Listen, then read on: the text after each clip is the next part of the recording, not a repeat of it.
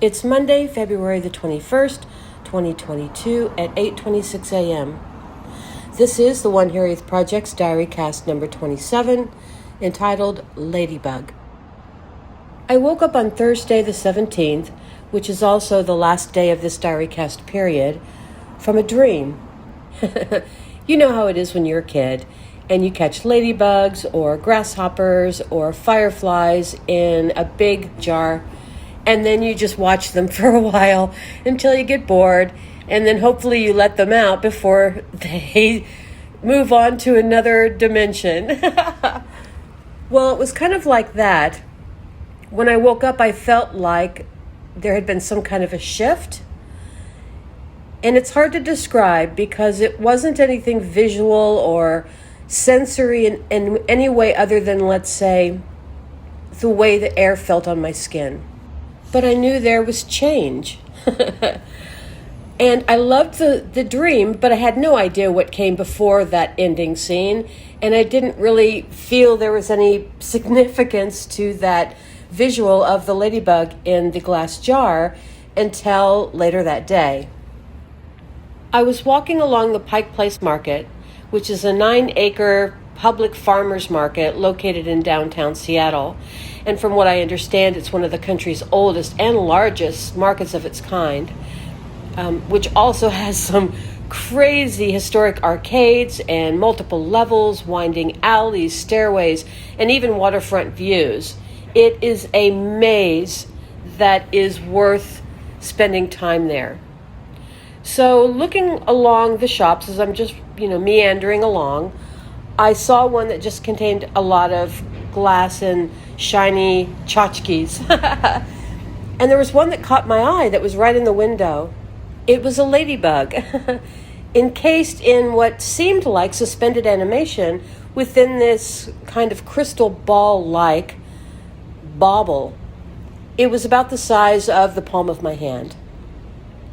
Now, just imagine that. You have a dream that ends with a ladybug in a mason jar, and you pull on your jeans, zip up your sweatshirt, tie on your scarf, go outside expecting nothing but just fresh air and communal interaction, and you are face to face with a synchronistic simulation of what had just occurred in your head.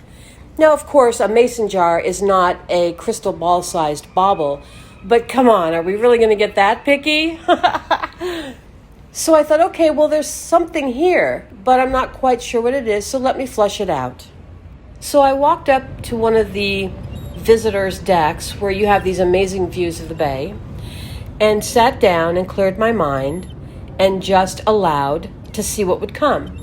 Now, I have to admit it was a bit chilly, and it was very windy that day, but between the seagulls and the passers-by, I was entertained enough to kind of keep my attention away from that fun fact. Interestingly enough, a family walks by, and the parents are talking, and they mention blah, blah, blah, blah, TED Talk, blah, blah, blah, blah.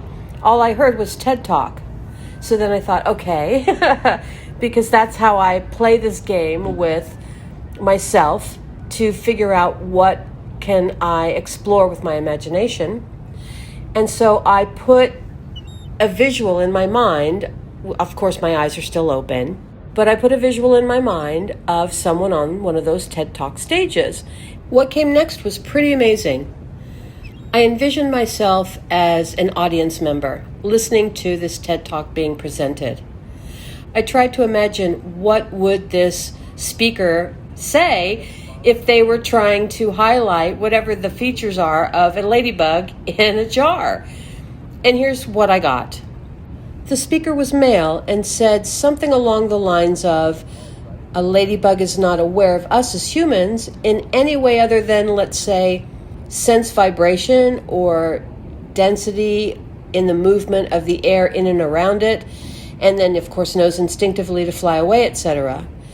Now, if a ladybug is limited in its ability to perceive us as we are, imagine us, the human race, as that ladybug, and source, consciousness, intelligence, however you want to classify that, perceives us in our human environment in the same way we perceive the ladybug in the jar. That conceptual perception is not something that is conceivable in reverse. And I think that's a way to understand how there can be a lot going on around us that we as humans are not aware of and try to find logical explanations for. Well, I guess the point is, how can you come to a logical conclusion about something you don't even have the capacity to perceive? With this TED Talk daydream, let's call it, coming to its conclusion, I thought, you know what, I need to sit with this for a while. In general, I understand what's being processed through my imagination here, such being why we don't really have the capacity to fully understand or perceive that which is unseen. And it's because we don't have the tools.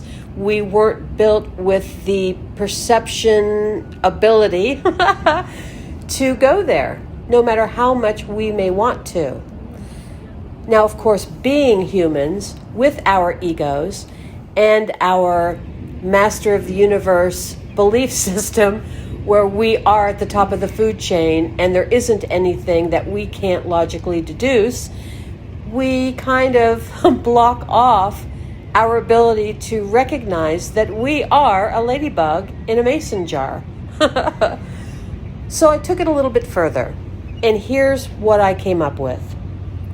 In the case of the ladybug in the jar, all it really is aware of is the space around it and how that feels, per se. Because I don't know if a ladybug really feels, but I think you understand where I'm going here. It doesn't know that it's in a jar. It doesn't know what is beyond the jar. But if you uncap that jar and it finds its way up and out of that confined space, it will begin to migrate into that which lies beyond. Now, again, it's probably not going to have the awareness that it has escaped a jar and the outcome that being in that jar might render, but it is aware of itself in this space. So now we as humans live in a 3D reality experience. We breathe our air, we're aware of the cosmos. We are intelligent, logical beings for the most part. That is part of our downfall in not recognizing that we can uncap that jar. By that I mean through meditation and recognition that various emotions can equate to what I would call frequencies along a spectrum to help you get started, because obviously in the same way we can't see ultra red light or hear dog whistles, they still exist. We can uncap that jar and begin to experience things that are beyond current evolutionary comprehension. Now, when I talk about things like that, most people glaze over or they think, what a freak. And that's okay with me. But let's look at it from a more grounded perspective. If we had a ladybug in a jar and we uncapped it for the purpose of allowing it to fly free, we have interacted in its outcome in a way that was full of compassion, hopefully, and understanding and awareness of the life within that unique, alternate specimen. Well, that's how I view the things that connect with me that are intelligence beyond this construct. They're not in a form, in a body, in any way, something like that. It's literally just intelligence that exists. I believe it's compassionate. I believe it's caring, and it's attempting to work with us in a way to offer as much illumination as we can possibly request in our individual free will embodiments. So if we're willing as a race, starting individual by individual, to accept the possibility of this more, once we all begin to tap into it, it will become as common to us in that particular point in time as cell phones are to us, when in the 1950s and 60s and 70s, that was nothing more than a dream of a futuristic cartoon like the Jetsons. But we could never have envisioned back then where we live now. And now children are born, and this is all they know. Well, it will be the same again, and again, and again, as we continue to evolve. But to do that, we have to be willing to fly beyond the capped jar. And if we believe that there is no capped jar, then we will stay flying around and around and around inside that confined mason jar until we are no more. So I invite you to find the ladybug within so that you can fly beyond that capped lid and discover for yourself the individual and collective wonder that awaits in the more. And for this week, I will leave it there. I don't think you